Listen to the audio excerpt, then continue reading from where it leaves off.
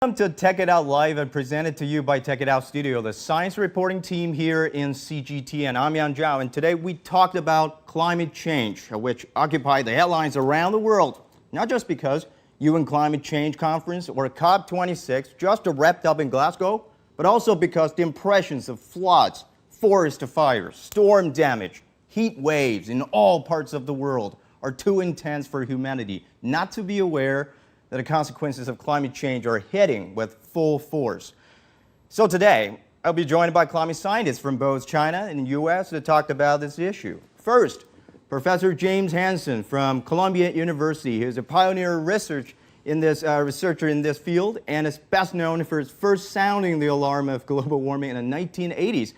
And Professor Li Xuchen from Institute of Atmospheric Physics, Chinese Academy of Sciences, who's leading the research on polar region and sea level rises.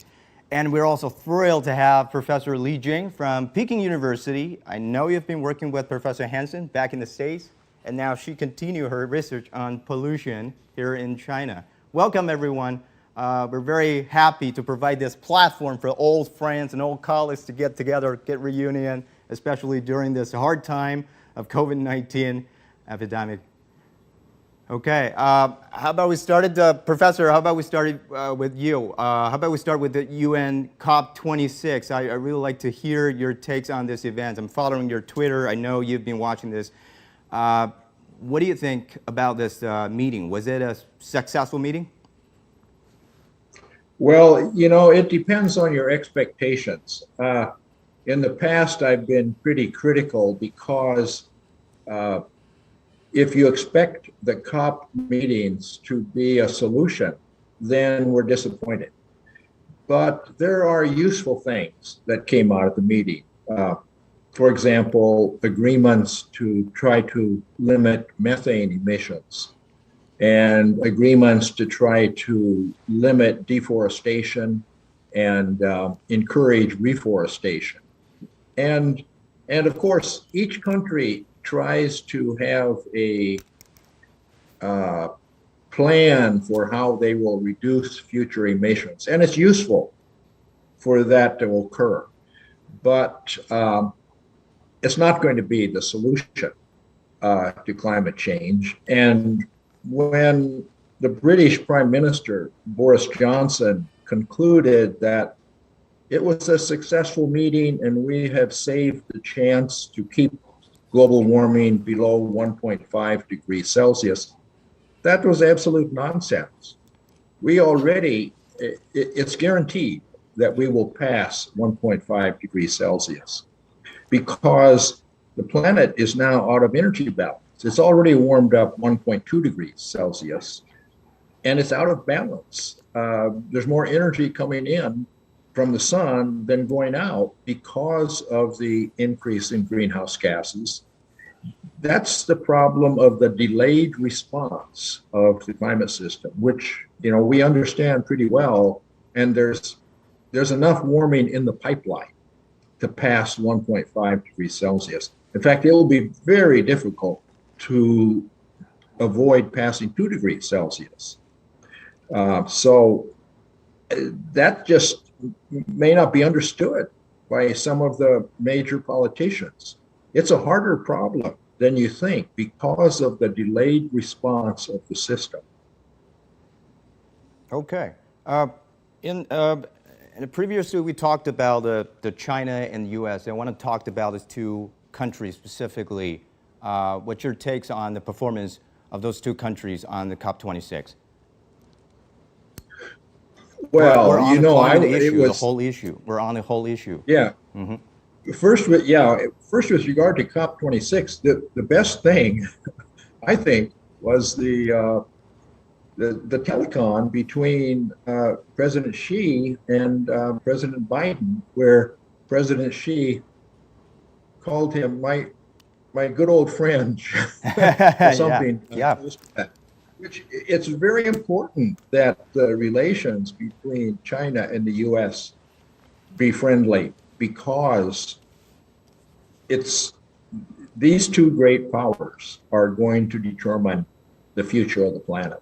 It's not going to be 200 nations sitting around the tables at the COP meetings. It's going to be China and the United States, both because we're the source of 40% of the world's emissions, but mainly because we are by far the two greatest economies, and so we can dictate the global solution, and we will have to do that. That's why it's important that for the time being that we encourage our friendly relations, because once the leaders really understand how serious this is, then China and the US have to sit down together and take the actions that are needed. Okay, Professor Hansen, you've been working in the public sector in the U.S. for a long time. You've been working on the science sector for a long time. How do you evaluate the U.S. government on the climate change issue? Well, that's where the biggest challenge comes, because of the fluctuations in the U.S. government. I was very encouraged under the Barack Obama administration. I had this great opportunity I was invited to come to Beijing to participate in a symposium organized by the China State Council and in China, in Beijing, and the Kissinger Institute for China and the United States, which is a think tank in Washington. Well, and in fact, the title of the symposium was a new type of great power relationship. I was invited to give the climate talk. And I warned that this is a really difficult problem because of this delayed response.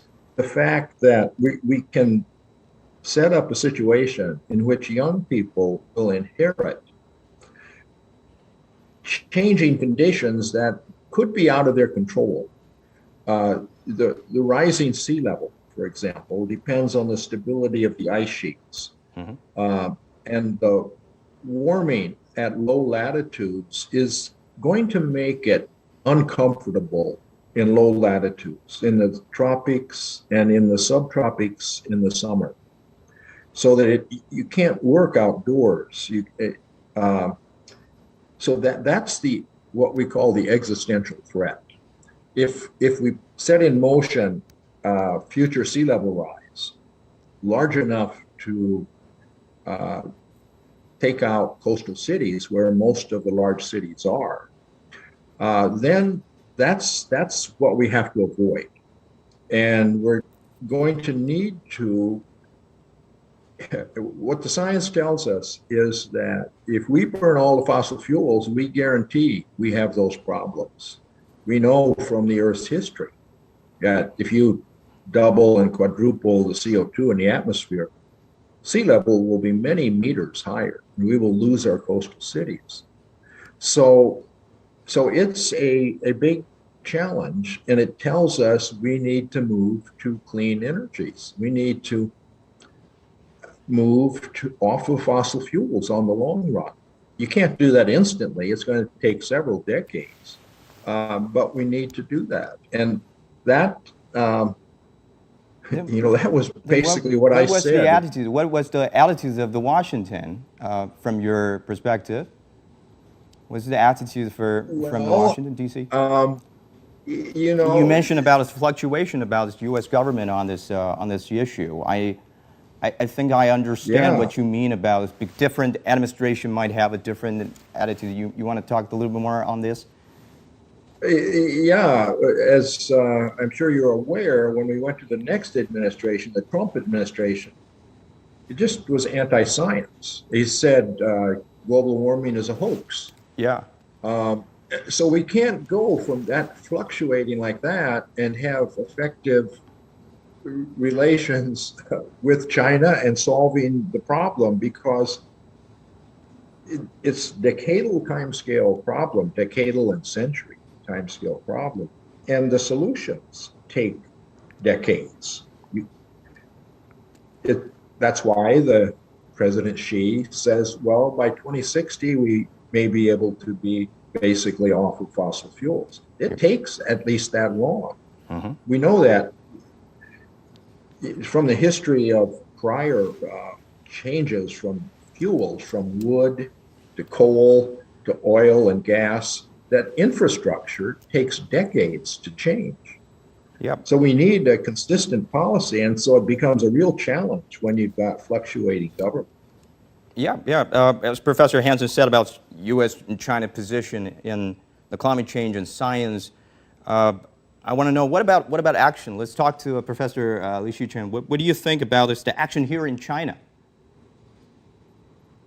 So on our side, I think we usually get some benefit from the persistency of the overall policies. I think the policymaker here is usually not very aggressive, unnecessary, but once they make a decision, they make sure to achieve the goal. But this time, my feeling is that China is a little bit aggressive on several policies about the sustainability. Like here in Beijing, it's almost impossible to buy a new gas car. Most people, including us, including me, we shift to electronic cars. Yeah, me too. And and since 2019, many large cities have implemented the most strict garbage classification and recycling policy. I think everybody here, we suffer from it, but we insist to do that. And I think the most important part is that early this year, when the central government announced the goal of carbon neutralization, my feeling is that it's not just a policy of the government, it's already become the willing of the whole country. And many of my friends from industry, from financial market, and from academic world, of course, they are ready for the changes and maybe at some cost. And I think the most important part is that they believe that we will keep moving forward for maybe 20 or 30 years. And finally, we will achieve the goal. That's my feeling. That's my, based on what I saw around. Yeah. Okay, I get back to Professor Hansen. I would like to talk a little bit on this, the U.S.-China collaboration that you have just mentioned. How should this collaboration work? Because I remember right before the wrap-up of the COP26, China and U.S. Very surprisingly announced that they were going to boost their cooperation on this, on the climate change. And just about 1 week after the wrap-up, China's President Xi Jinping and U.S. President Joe Biden has a virtual meeting together, and they talked about a climate change cooperation again.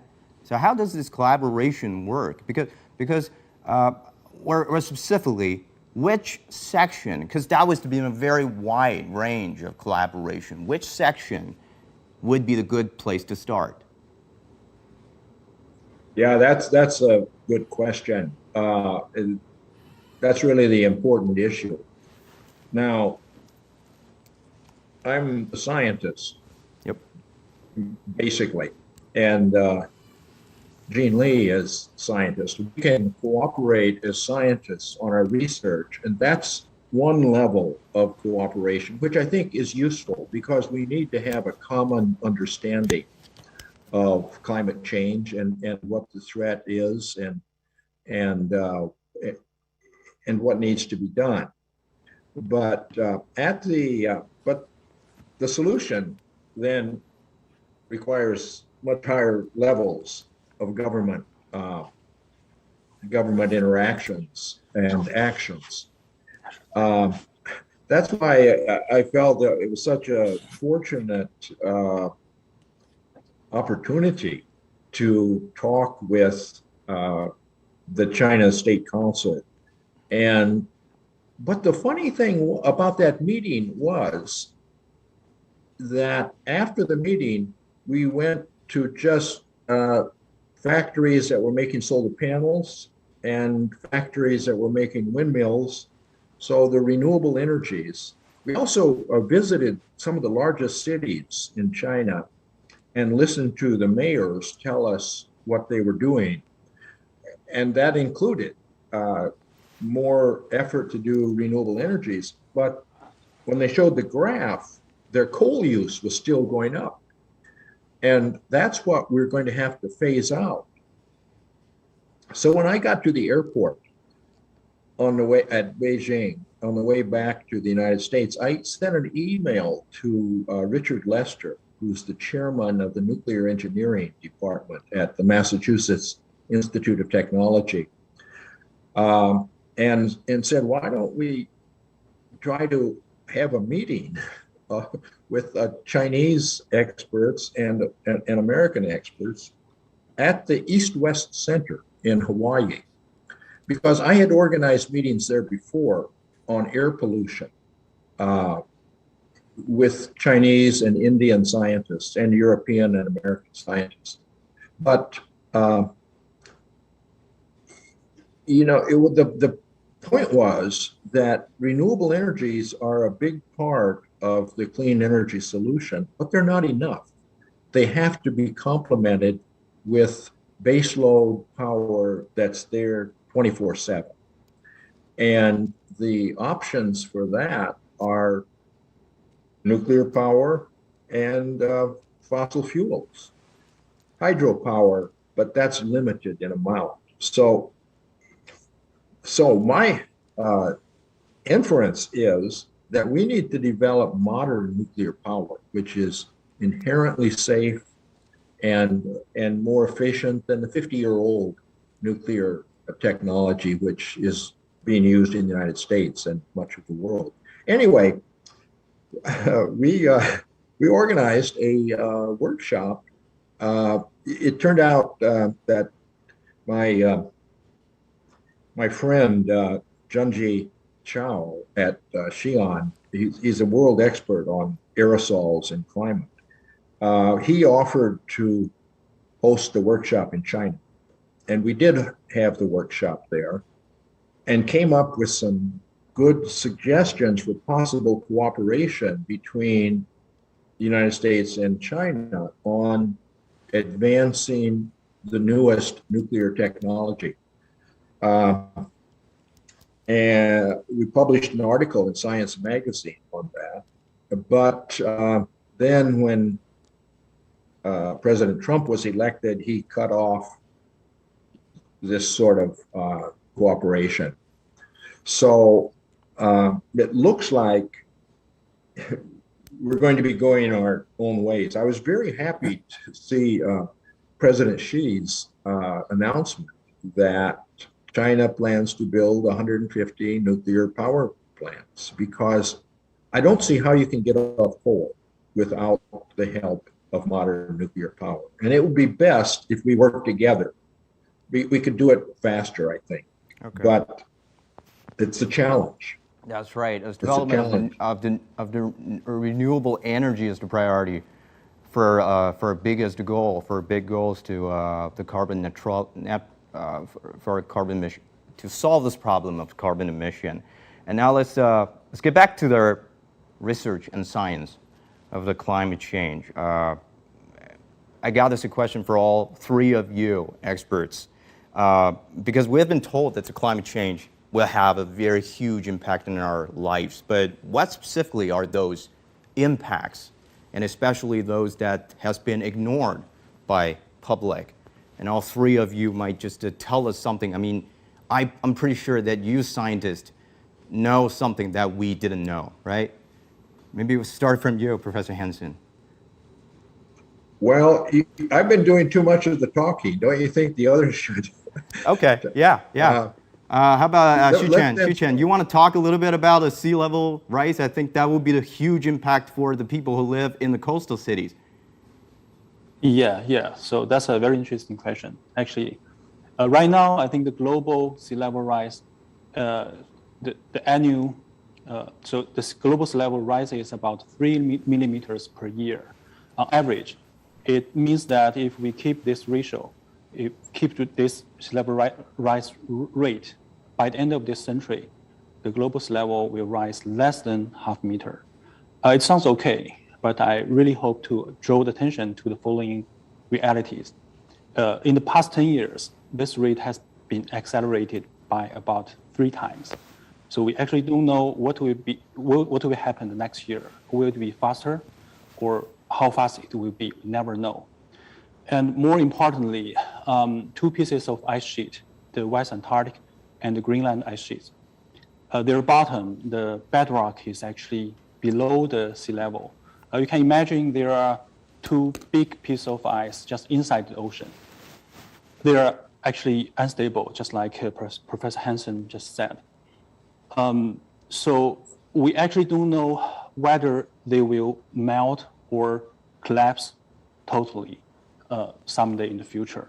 So each of them will contribute to about 6 or 7 meters of global sea level rise. So we are facing to such a reality or such a risk that the global sea level may increase dramatically with short time. The possibility could be very small, but actually we may never know, and we may not stand by that. So we say, the scientists said that it's a very small possibility, but we actually don't know how small it is. That's the reality of the sea level rise. So it could happen. Yeah. It could happen. Okay. Yeah. That's bad news. Professor Li Jing, your expertise is on a pollution study and research. And in addition to, we know those pollution will jeopardize our health, but how those pollution can change our climate. Yeah. So actually, when I started working on aerosols, that was back in the United States under the leadership of Professor Hansen. We mostly care about their climate effects rather than pollution. So for these pollutants, especially the particles like PM2.5, we know. Mm-hmm. So these particles will also have some climate effects. So first, like they can scatter and absorb radiation, so that will perturb the energy balance and will cause some effect, maybe opposite to the greenhouse gases. Like they may cause some cooling effect by scattering the radiation or solar radiation back to space. And also now more attention has been shifted to their interaction with clouds. Like these particles can serve as cloud condensation nuclei, and they may increase the amount of clouds. And clouds will also scatter or reflect solar radiation and will cause a cooling effect opposite to greenhouse gases.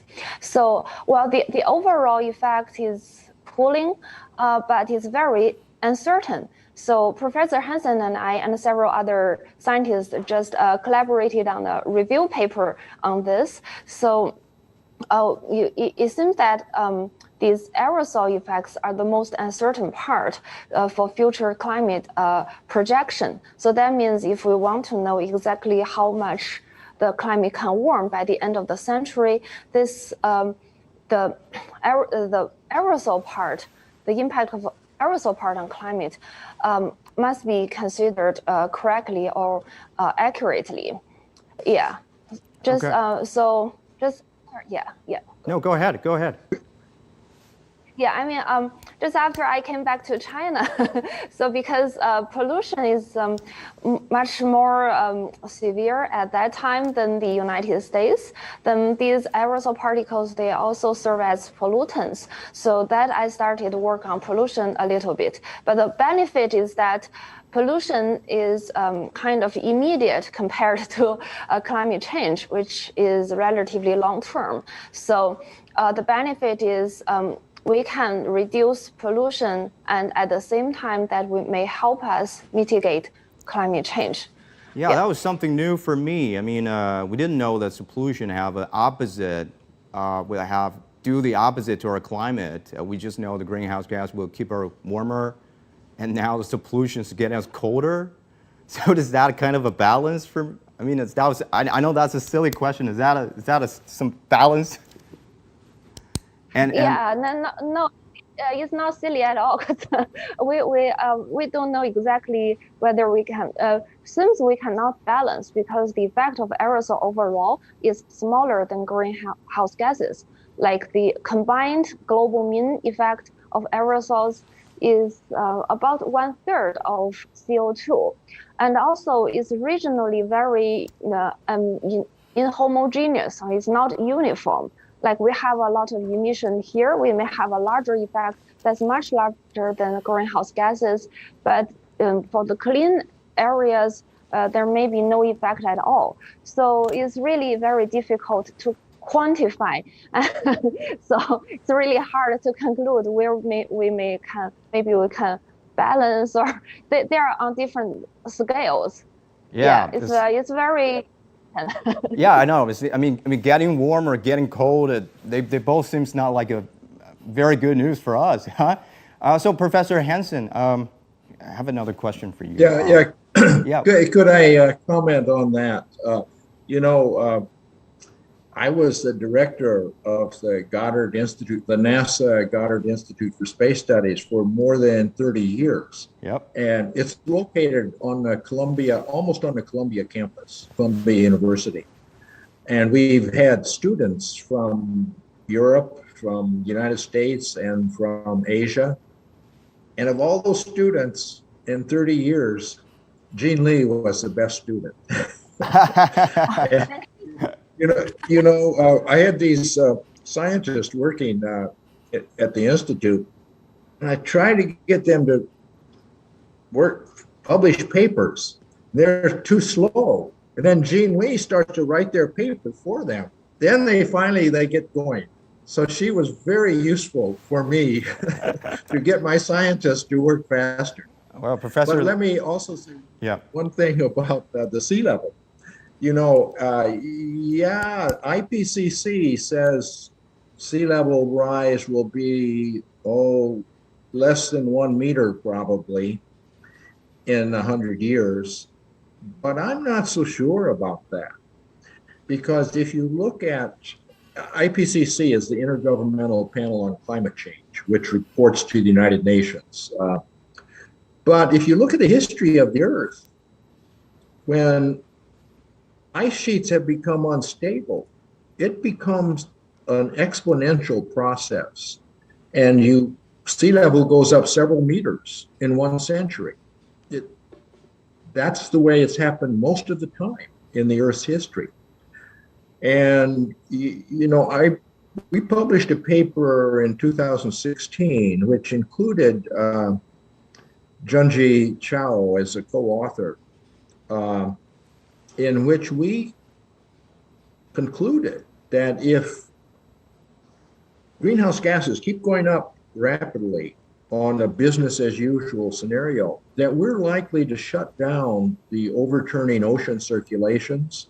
And by the end of the century, we could get sea level rise of several meters. So that, I think, is a real possibility, and it's something that we need to research on, and it's something we could cooperate, American and Chinese scientists. So we actually wrote a proposal which didn't get funded, but I think we'll do that again.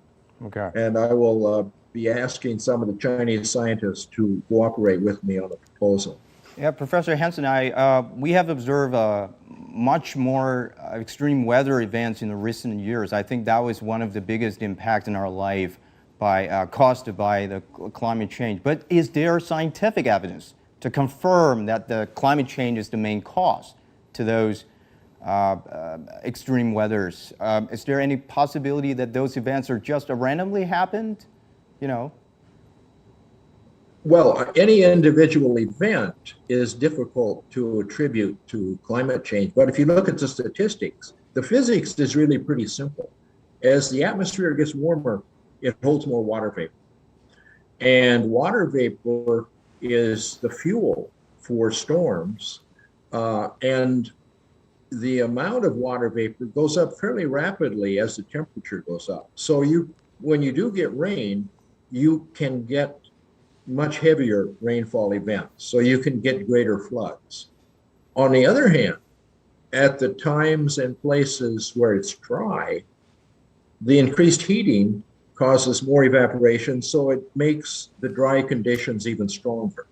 So what all of the models show is that the extremes become more extreme. You can get heavier rainfall and floods and stronger storms on the one hand, and you can get drier, more extreme droughts and higher temperatures on the other hand. So the physics is pretty simple, but saying where and when things will happen is there's a lot of chaos in that. Okay, and I have read some papers about this, about the study on our earlier history on the Earth. There has been, and I've been told that there has been a period on Earth's history that when temperatures were even higher than now, but you know, biodiversity was richer. I mean, life has not went extinction, but they just gone flourished. So what exactly should we be concerned about this now, Professor Hansen? Yeah, because this is unique. The human-made change is much more rapid than anything in the history of the Earth. The fastest natural climate change that we know about is called the Paleocene-Eocene thermal maximum. Temperature went up 6 degrees Celsius. That's a huge temperature increase, but it occurred over 2,000 to 3,000 years. Humans, and it took a doubling or tripling of CO2, but we're doing that in a couple of centuries. So our perturbation is 10 times faster than the fastest one we know about. But it's true that biology can adapt to climate change. But you know, the IPCC estimates that if we stay on business as usual, by the end of the century, we could commit about a quarter or more of the species on the planet to extinction because we're just moving the climate zones faster than ever has happened. Some life will certainly survive on the planet, but we would lose some species. Yeah, probably a lot of species. Yeah, that means warmer zone is not fit for us as the species. And what do you think, Professor Shichen, about this? When the temperature is higher, the biodiversity. When the temperatures are higher, the biodiversity is higher. What do you think? Yeah, so I think just like Professor Hansen said, that the rate of this global warming is too fast. It's much faster than any period of the Earth's history. So I think this point maybe should be aware. So such rapid warming may lead to some unexpected results. Unfortunately, we are not very clear about what is that.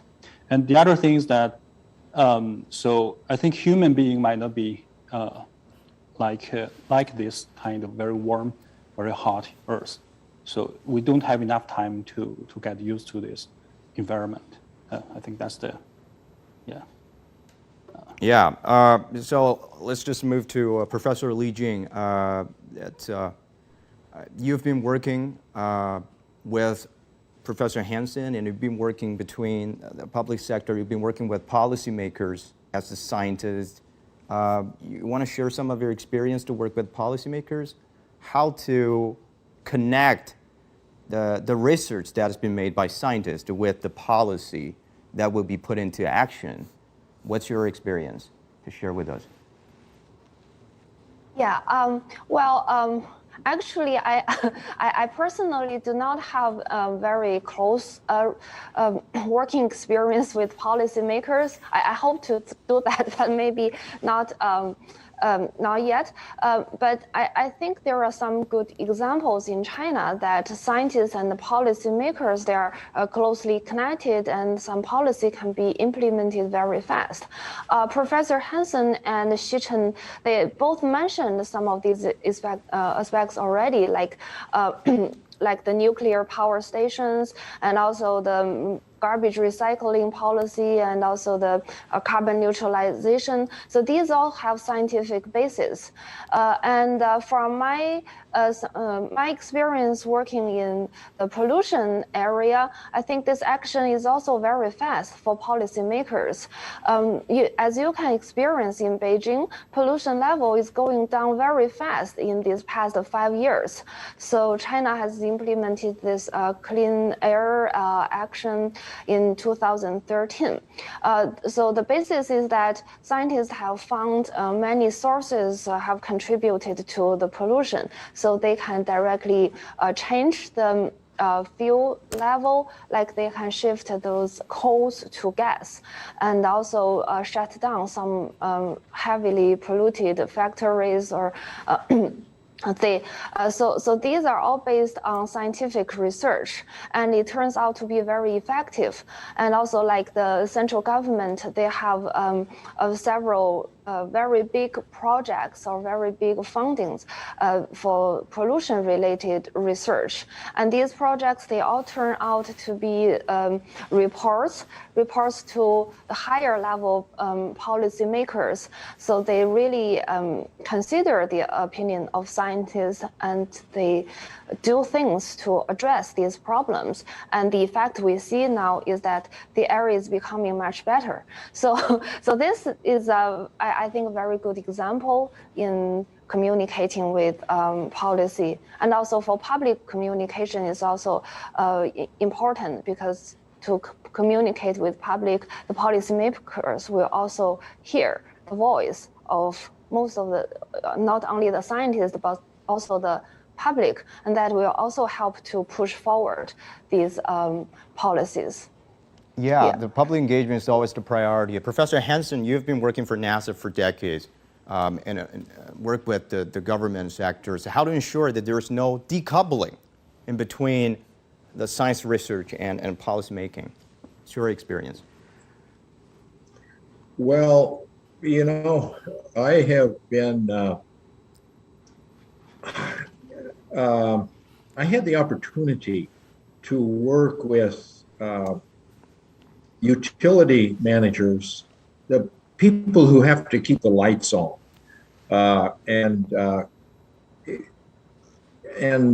so I developed some opinions about what we need to do.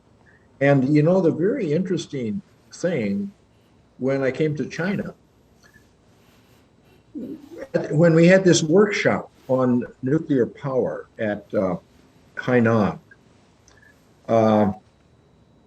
I suggested to Zhengji Chao that he invite Keijun Jiang, who I had heard speak in Beijing, and he seemed to be the most expert person understanding everything that China was doing in energy efficiency and all of the steps that China is taking to try to deal with both pollution and climate change. And I suggested that we invite him to come to the workshop. And sure enough, he flew all the way down just to have lunch with us from Beijing.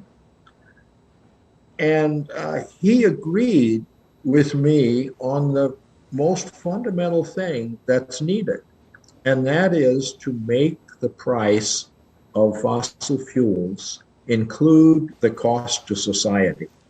Right now, fossil fuels, we dump the waste product in the atmosphere, and it's a free dumping ground. But it has pollution consequences and it has climate consequences. And if we want to solve the climate problem, we should have a gradually rising price on carbon emissions, which is very easy. You could just collect money from the fossil fuel companies at the source, the domestic mines and ports of entry. And if that money is given to the public uniformly, then most people can come out ahead if they pay attention to their fossil fuel use. And amazingly, Keijun agreed with me and said, let's write a paper on that. And we still haven't written that paper. but that's the fundamental thing that we need to do. And it was so encouraging that I don't know what his position is, but he's a very smart guy, and I think he's fairly high level. So I'm hopeful that China may adopt such a policy. I'm still trying to get the United States to do it. And there's an organization, Citizens Climate Lobby, 200,000 people sending letters to Congress, try to get them to do this carbon fee and dividend. But it hasn't happened yet. Okay. Professor, so Xu-Chen, this question is for you. What actions or scientific research on climate change have impressed you most in the past period? So I think maybe the most impressed program might be the IPCC. So I think scientists from different countries and also policymakers from different countries. So we make decisions, we negotiate with each other based on what we call numerical model simulation result, that we build a model of the Earth inside the supercomputer, and we run some experiment. We get some possible result of our future Earth, and we negotiate based on the result of this, like a scientific experiment. And I think they made some very important decisions each 5 or 10 years. I think that might be one of the most impressive program for me. Okay. How scientists, yeah. Well, Professor Li Jing, what impressed you the most in this past period about any actions or any research about climate change impressed you the most? Well, kind of also IPCC, like I know people have different opinion on that, but that's certainly the most influential project. Yeah. Yep. Like it had all scientists worldwide jointly to form this official report or basis. Yeah.